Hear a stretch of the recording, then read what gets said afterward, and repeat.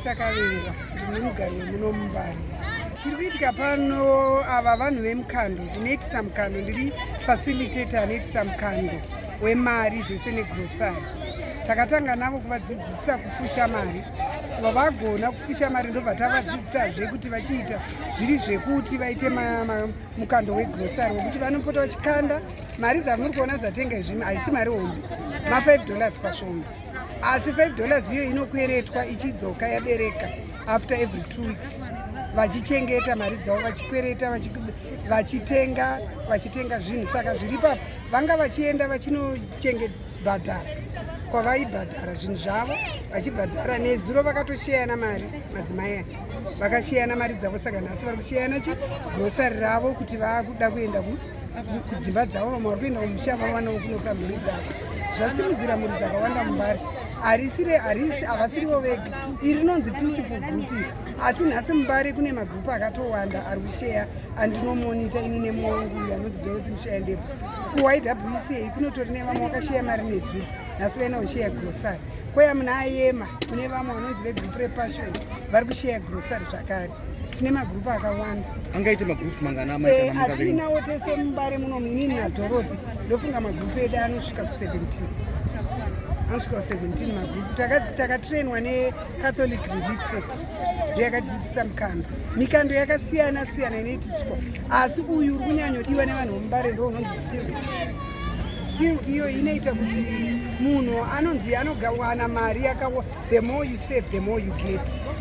Saka vanhu vanozvifarira kuti vanenge vari pasi vasina mari vanogona kupota vachikwereta mari dzevaiva rukanda dzakawanda vachisimudzira mabhizinesi avo, asi pakuzosheyana aiwa vanofara zvokuti dai mavaya nezuro pairohwa jaiki pano.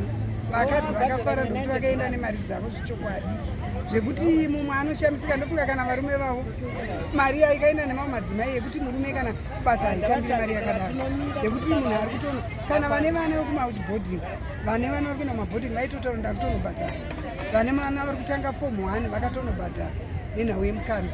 Mukando wesilk wakaitwa neCRS muMbare wasimudzira zvikuru, ndokuti programu yacho yavaimukando wesilk isilk.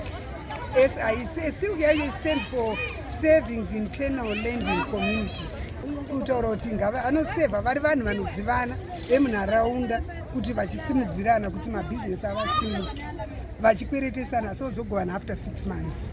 Vanogovana kairi pagore, muna Juni zvevanoita futi.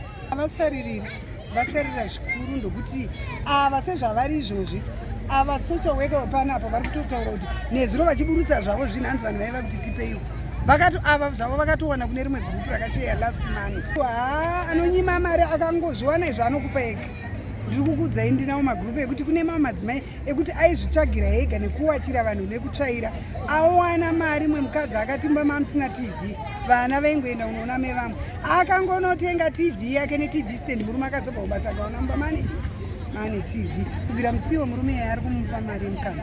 Saka zvadzinga namo mudzimba. Aiwa kutodzinga chaiko handiri kunyepera, kutodzinga ndokuti muriona vakadai avamirire 6 months kamadzimai.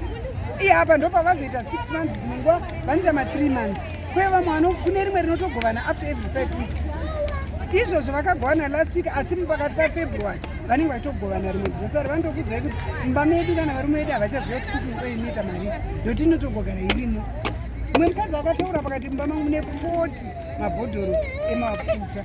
Saka munoti munhu aitoti kana ana amweni kupi ndiri kutongoendesawo kunopiwa hama, kunenge kwaitika nhama ndoda raisi.